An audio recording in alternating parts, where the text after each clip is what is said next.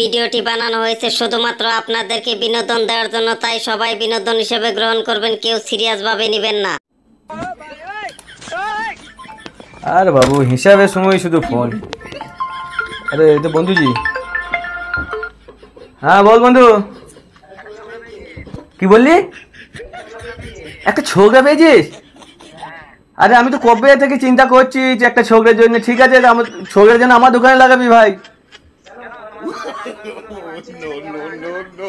আর আমার দোকানে কারিগরগুলোর কথা বলি না, শালারা শুধু দেশে যাবে আর মদ খাবার বৌদিবাজি করবে, মদ খেয়ে বাঁশের গোড়ায় বাঁশতলায় পড়ে থাকে।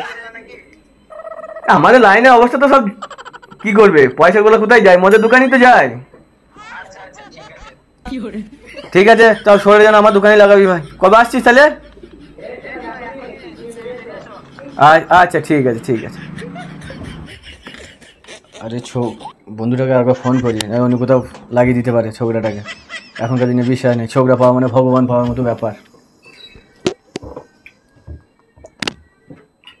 হ্যাঁ হ্যালো, হ্যাঁ ভাই বন্ধু, আরে তোমার কথাটা পুরো কমপ্লিট করা হলো না। হ্যাঁ বলছিলাম যে ছোকরার যেন কোনো অন্য দোকানে লাগাস না, টিকিটের পয়সাটা আমি দিয়ে দেবো, ঠিক আছে? আর এসে তো একটা বড় করে পার্টি তোকে দিয়ে দেবো, অসুবিধা নাই।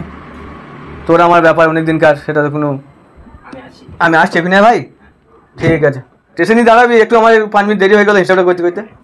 আরে কৌশিক, 5 বছর ধরে কাজ করছো, একটাও ছোকরা আনতে পারো না। দেখো ওখানে বন্ধু ফোন করেছিল, একটা ছোকরা নিয়ে আসছে, আনতে চললাম। আরে সেট, আমি পুজোতে দেশে আছি, তোমার জন্য 2টো ছোকরা এনে দেবো আমি। ঠিক আছে, দেখো দেখো একটু দেখে শেখো। সুজন, শালা সেট কি বলে গেল? ছোকরাটা কিন্তু আমিই নেব।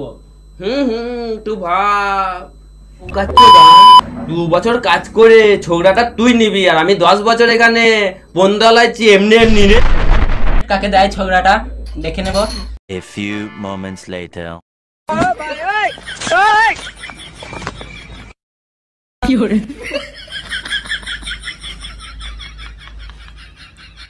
বাবু এখানে বসো, এখানে বসো। ব্যাগটা কোথায় রাখবো? এইখানে রাখো, আমি রেখে দিয়েছি তুমি বসো। জন এ কি রে, খোরা না কানা রে, বুঝতে তো পারছি না।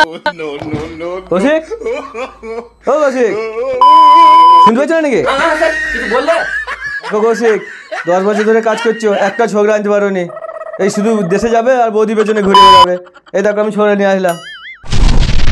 আরে দেখো শেষ, আমি আর কি করব, আমি 10টা ছোকরা দেখেছিলাম, সব ছোকরা না দেশে সব টিয়া পাখি পুষে রেখে দিয়েছে, সেই জন্য আর ছোকরা জয়পুর আসতে চাইছে না। কি করব বলো, আমিও মজবুরিতে পড়ে আছি। আমি এতক্ষণে বুঝলাম আমার বিয়ে কেন হচ্ছে না।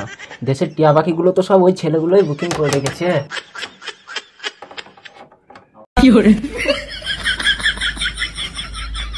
এই ছোকরা না ছোকরা বাপরে।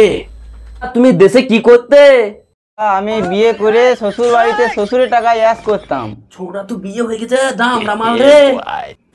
আরে এমন ছোকরা দিল বন্ধুটা নিয়ে এসে দেশ থেকে, এক তো বিয়ে হয়ে গেছে, আবার টিকিটে পয়সা দিলাম, আবার পাঠিয়ে দিতে হবে। ঠিক থাকবে নাকি বিয়ে হওয়া আমার? ছোকরাটাকে কে নেবে? আরে ছোকরাটা আবার কে নেবে? এর আগে 2টি ছোকরা তো পার্টি করে বাড়ি বাড়ি দিয়েছো। এই ছোকরা তোমার কাছে থাকবে না, এই সুজনের কাছে কাজ শিখবে, তোমার কাজ শেখাতে হবে না। তুমি ভাবো এই ছোকরাটাও টিকবে? কেউ না, আমি এমন কাটি করব, এও 2 দিন পর বাড়ি যেতে বাধ্য। তোমার ওই মদের আর ওই টিকিটের টাকাটাই যাবে। আরে বদ্দা, তুমি এখানে এসো, আমি কি কাজ করছি দেখো। আমি বউকে ফোন করবো, তারপরে এসে কাজ দেখবো। তোমার কি কাজ শেখার কোনো ইচ্ছে নেই? দাদা আগে বউ তারপরে কাজ, আর যদি না হয় তাহলে আমি শ্বশুর বাড়ি পাঠিয়ে দেবো।